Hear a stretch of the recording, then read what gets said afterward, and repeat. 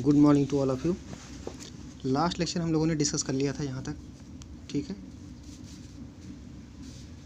Dual behaviour of matter देखा गया था, ठीक है। और हर एक मैटर जो कि जिसमें वेलोसिटी हो तो उसके साथ एक वेव एसोसिएट होता था और उस वेव का वेवलेंथ हम लोगों ने कैलकुलेट किया था। तो कोई भी ऑब्जेक्ट हो यूनिवर्स में, अगर वो मोशन में है तो उसके साथ हमेशा ही क्या होगा, एक वेव एसोसिएटेड रहेगा। क्लियर है बात? हाँ, ये बात अलग है कि वो जो भी वेव है उसका जो वेवलेंथ है वो माइक्रो मतलब जो बिगर साइज़ के हैं उनके लिए अगर हम निकालेंगे तो बहुत ही कोई भी डिटेक्ट नहीं कर सकते, या क्या कहते हैं, कोई इफेक्टिव नहीं रहेगा वो कोई फ़र्क नहीं पड़ेगा उससे। लेकिन अगर वही हम माइक्रो एटॉमिक पार्टिकल के लिए करते हैं, जैसे कि इलेक्ट्रॉन हुआ, प्रोटॉन हुआ, इन सब के लिए, तो वो इफ़ेक्टिव होता है या इजीली जो है आप कैलकुलेट कर सकते हो। इतना मेजरेबल हो जाता है उसका वेवलेंथ कि आप उसे डिटेक्ट कर सको, कंपेयर कर सको, निकाल सको, ठीक है। तो माइक्रो के लिए लगता है, जबकि माइक्रो के लिए नहीं कि बिगर साइज वालों के लिए वो इफेक्टिव नहीं होता, ठीक है। और ये रिलेशन कहाँ से आया था, lambda equal to H upon momentum, ये हमने देख लिया था, आइंस्टीन का लगा था, और ये आपका प्लैंक क्वांटम, दोनों का यूज़ करते हुए lambda equal to H upon momentum आ गया था। तो नेक्स्ट हेडिंग हमारा जो है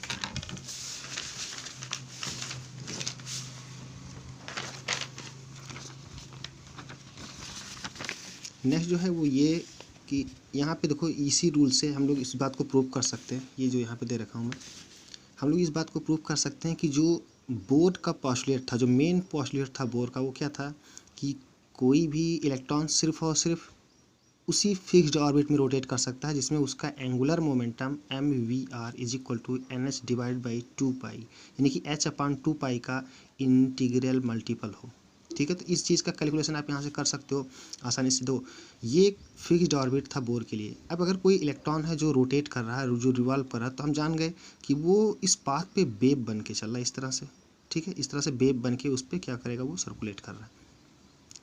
तो अगर देखा जाए किसी भी इलेक्ट्रॉन को यहाँ वेव बन के रोटेट करने के लिए जो नंबर ऑफ वेव्स होने चाहिए, वो क्या होने चाहिए, बिल्कुल इंटीजर होने चाहिए, यानी कि या तो 2 वेव बने, या तो 4, या तो 10, है ना। ऐसा नहीं कि 10.5 वेव कंप्लीट होगा, ऐसा बिल्कुल भी नहीं होगा, यानी कि फ्रैक्शन में नहीं होगा। जो भी यहाँ पे नंबर ऑफ वेव या नंबर ऑफ साइकिल होगा, कंप्लीट होगा, वो हमेशा ही क्या होगा, इंटीजर होगा इसके अंदर, तभी वो क्या करेगा, रिवॉल्व कर पाएगा। समझ बात?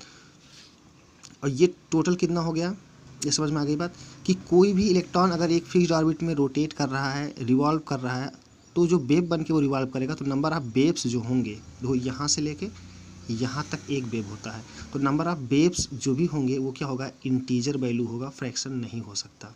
समझ में बात? क्योंकि वो सिंक्रोनाइज होकर रन करता है इस पर।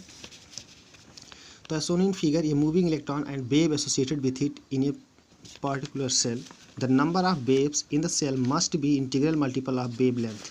अब यहाँ पे ध्यान से देखो, अगर मैं बात करूँ इस पूरे पाथ की, तो इस पूरे पाथ में देखो, ये वाला जो डिस्टेंस है यहाँ से लेके यहाँ तक का जो डिस्टेंस है, इसे लैम्डा जानते हो आप, वेवलेंथ के नाम से जानते हो, यहाँ से लेके यहाँ तक लैम्डा। तो इस तरह से कितने लैम्डा होंगे, वो n लैम्डा होंगे टोटल, अगर n नंबर ऑफ वेव्स होंगे, है ना। और n लैम्डा जो है आपका, वो किसके बराबर होगा, वो इस सरकमफ्रेंस के बराबर होगा। और इस जो भी ऑर्बिट है इसका सरकमफ्रेंस कितना होता है, 2πr। क्यों 2πr हुआ, आप समझ गए होंगे कि ये एक सर्कल है और सर्कल का जो सरकमफ्रेंस है वो कितना होता है, 2πr होता है, ठीक है। तो इस तरह से हम कर सकते हैं। अब यहाँ पे लैम्डा की वैल्यू आप पुट कर दोगे तो आपको क्या मिल जाएगा, जो बोर ने बोला था, बोर का पोस्टुलेट जो था mvr is equal to NH upon 2 pi, तो ये आसानी से आप क्या कर लोगे, डिराइव कर लोगे यहाँ से। तो number of waves in the cell must be integral multiple of wavelength, total circumference 2πr of the cell contains integral number of cycle of associated wave. तो 2πr equal to n lambda, putting lambda is equal to h upon mv, तो 2πr is equal to NH divide by mv। तो यहाँ से आपका ये रहा bore का postulate, ठीक है। तो हमने देखा कि पार्टिकल, ये डुअल नेचर ऑफ मैटर जो है वो पार्टिकल की तरह भी बिहेव करते हैं और वेव की तरह भी बिहेव करते हैं। बड़े पार्टिकल जो हैं हमारे, जिनकी वेलोसिटी कम है, ठीक है, उसमें वेव का जो इफेक्ट है या जो वेव नेचर है उसका, वो अपीयर नहीं होता है, ठीक है, बहुत ज़्यादा इफेक्टिव नहीं रहता है। और जब छोटे पार्टिकल होते हैं तो उसमें वेव ज़्यादा इफेक्टिव हो जाता है, पार्टिकल नेचर गायब होता है उसमें, ठीक है। और जो बड़े वाले ऑब्जेक्ट होते हैं उसमें वेव नेचर गायब होता है और पार्टिकल नेचर सबसे ज़्यादा इफेक्टिव होता है। क्लियर हो गई बात? नेक्स्ट हमारा है हाइजेनबर्ग अनसर्टेनिटी प्रिंसिपल। देखो ये डुअल बिहेवियर ऑफ मैटर, एक तो ये और दूसरा ये हाइजेनबर्ग अनसर्टेनिटी प्रिंसिपल जो भी है, ये दोनों ही चीज़ें इस बात का प्रूफ देती हैं कि जो पार्टिकल होता है, जो भी ऑब्जेक्ट होता है, कोई भी ऑब्जेक्ट हो, इसके दो नेचर होते हैं। एक तो आपका वेव नेचर होता है और दूसरा क्या होता है, पार्टिकल नेचर होता है। ठीक है। और फाइनली जो हम लोग अगला मॉडल डिजाइन करने जा रहे हैं एटम का, वो इन दोनों को इन्वॉल्व करते हुए है। तो this principle is also the consequence of dual behaviour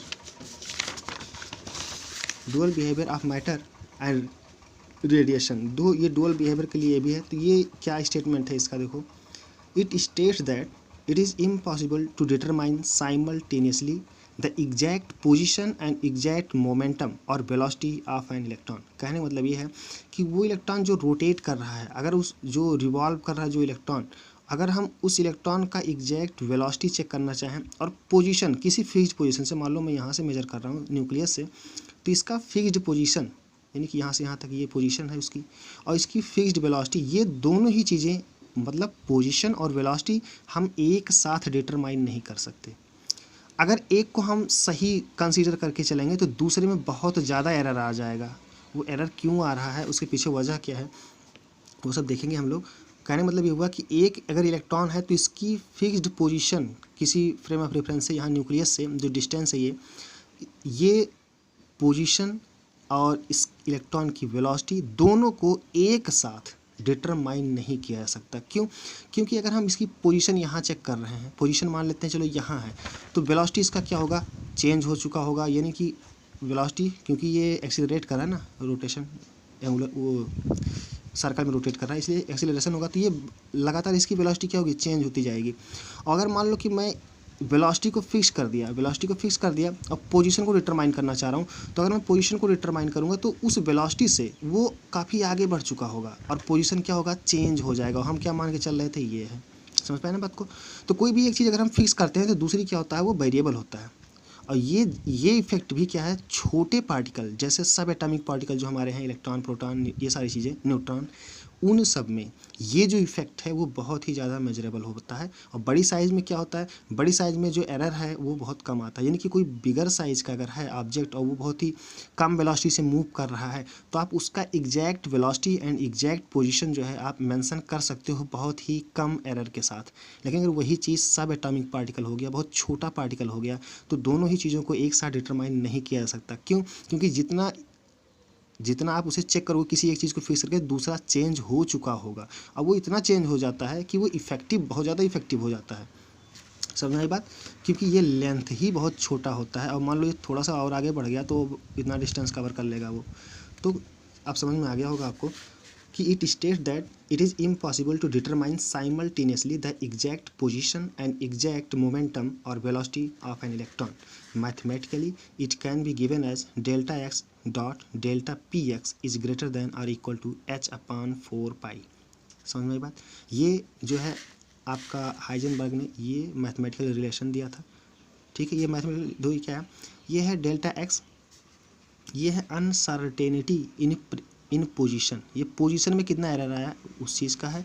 और ये आपका मोमेंटम जो कि हमारा पी एक्स है, मोमेंटम में कितना एरर है उस चीज़ का। अगर इन दोनों का मल्टीप्लाई करें तो वो हमेशा ही ग्रेटर देन और इक्वल टू h/4π के बराबर होगा, और ये चीज़ प्लैंक कांस्टेंट। तो डेल्टा एक्स ऐसे ही रहा। अगर मैं पी एक्स को मोमेंटम तो mvx लिख सकते हैं, पी एक्स को तो लिख दिया मैंने। अब देखो मास तो कांस्टेंट होता है, मास तो वेरी करेगा नहीं। ठीक है, ये अगर वेरी भी कर रहा तो उसे हम नीचे भेज दें। देखो डेल्टा एक्स यहाँ से, फिर ये delta we x is greater than और इक्वल टू h/4π, और ये m को नीचे भेज दिया गया। तो ये एक रिलेशन आया, दो यहाँ पे ध्यान से, एक रिलेशन, ये रिलेशन है आपका जो हाइजेनबर्ग ने दिया था। यानी कि uncertainty in position into uncertainty in velocity is always greater than और equal to h/4πm, where m is the mass of that particle. ठीक है, बस ये था उनका स्टेटमेंट।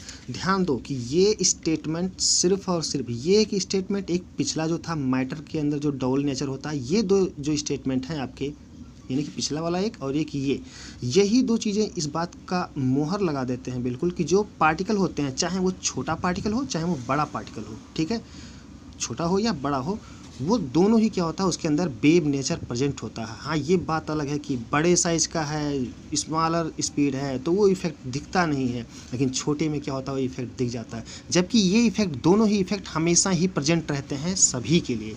समझ आई बात? आप एक कोई कार या कोई भी, उसका भी अगर हम क्या करें, उस पे लगाएं हाइजेनबर्ग अनसर्टेनिटी प्रिंसिपल, तो वहाँ भी क्या होगा, कुछ ना कुछ एरर आएगा। अगर आप पोजीशन फिक्स कर रहे हो तो वेलोसिटी उस समय कुछ ना कुछ चेंज हो जाएगी, क्योंकि वो कुछ ना कुछ आगे बढ़। और अगर वेलोसिटी फिक्स करोगे तो पोजीशन एग्जैक्ट टाइम पे जब आप चेक करोगे तो थोड़ा बहुत वो आगे निकल चुका होगा, क्योंकि उस स्पीड से वो मूव कर रहा है। समझ में आई बात? तो एरर जो है हमेशा ही प्रेजेंट रहता है, लेकिन बड़े साइज अगर के हैं ऑब्जेक्ट आपके, तो उसमें एरर बहुत कम होता है। ठीक है, तो इन्हीं दोनों को यूज करते हुए, इन्हीं दो प्रिंसिपल को यूज करते हुए अगला जो हमारा है वो डिज़ाइन किया गया। तो ये समझ में आ गया बात। Where delta p x is the uncertainty in momentum और velocity and delta x is equal to uncertainty in position. Significance, इसका मतलब क्या है, देखो ये स्टेटमेंट का या इसका यूज क्या है। Significance of uncertainty principle, it rules out existence of definite path और trajectories electron and other similar particles. कहने मतलब क्या है, जो बोर ने बोला था कि वो फिक्स्ड स्टेशनरी ऑर्बिट में वो रोटेशन कर रहा होता है इलेक्ट्रॉन। अब ये क्या हो गया, यहाँ से वो वैलिड नहीं रहा, क्योंकि इलेक्ट्रॉन सीधा तो चल ही नहीं रहा, वो तो यूँ वेव बन गया है, तो कभी ज़्यादा नज़दीक है, कभी कम नज़दीक है न्यूक्लियस से, है ना। तो it rules out existence of definite paths और trajectories electrons and other similar particles. ठीक है, it is significant only for micro, ध्यान दें यहाँ पे microscopic objects and is negligible for that of microscopic objects. ठीक है, ये माइक्रो मतलब बड़ा साइज़ के, माइक्रो मीन्स छोटी साइज़ के। तो बड़ी साइज़ के लिए क्या होता है, ये निग्लिजिबल होता है, ये जो भी एरर आएगा बहुत ही कम आएगा, लेकिन छोटे के लिए क्या होता है, ये एरर बहुत ज़्यादा आ जाता है। क्लियर होगी बात? और इसीलिए छोटे के लिए ज़्यादा एप्लीकेबल होगा। क्लियर होगी बात यहाँ तक? ठीक है, तो अब हमने देख लिया। अब यहाँ से यही दो प्रिंसिपल थे आपके, एक डुअल बिहेवियर ऑफ मैटर, एक ये प्रिंसिपल, और दूसरा हमारा क्या था, हाइजेनबर्ग अनसर्टेनिटी प्रिंसिपल। ये दोनों चीज़ें हमें ये सिखा गई कि हमेशा ही क्या होता है, सभी चीज़ों के साथ वेव प्रेजेंट होता है, उनके डुअल नेचर होता ही है। ठीक है, और हम पोजीशन और वेलोसिटी को कभी फिक्सडली या किसी एक चीज़ को अगर फिक्स करोगे तो दूसरे में एरर ढेर सारा आ जाएगा। ठीक है, ये बताया। तो इन्हीं दोनों का यूज करते हुए एक श्रोडिंगर भाई साहब ने क्या किया, एक नया एटॉमिक मॉडल डिजाइन किया, जिसे आप quantum mechanical model of atom के नाम से जानते हो। तो वही हम लोग, ये आखिरी वाला है। ठीक है, ये आखिरी मॉडल है जो हम लोगों को पढ़ना है, और यही आखिरी है, ये लेटेस्ट है, सबसे लेटेस्ट यही है आपका quantum mechanical model of atom. तो अब हम लोग ये क्यों आया, समझ में आ गया, क्योंकि ये दो प्रिंसिपल जो हमने पीछे देखे, उन्हीं की वजह से ही इसका जन्म हुआ। ठीक है, इसके बारे में सोचा गया कि हाँ, ये अगर ऐसा हो रहा तो ये ऐसे होगा। तो quantum mechanics is a theoretical science that deals with the study of the motion of microscopic objects. It accounts for both dual behavior and uncertainty principle। मतलब कि ये जो भी डिज़ाइन है, जो भी एटम का डिज़ाइन है, वो क्या है, माइक्रोस्कोपिक ऑब्जेक्ट के लिए है। ठीक है, और जिसमें क्या चीज़ें हैं, जिसमें दोनों ही चीज़ों को इन्वॉल्व किया गया है, उन्हें छोड़ा नहीं गया है। डुअल, चाहे डुअल बिहेवियर हो, वो इन्वॉल्व कर लिया गया है कि उसके अंदर अगर वेव नेचर है तो वो भी दिखे। ठीक है, उसके द्वारा सारी चीज़ें डिफाइन की जाए। और ये अनसर्टेनिटी प्रिंसिपल भी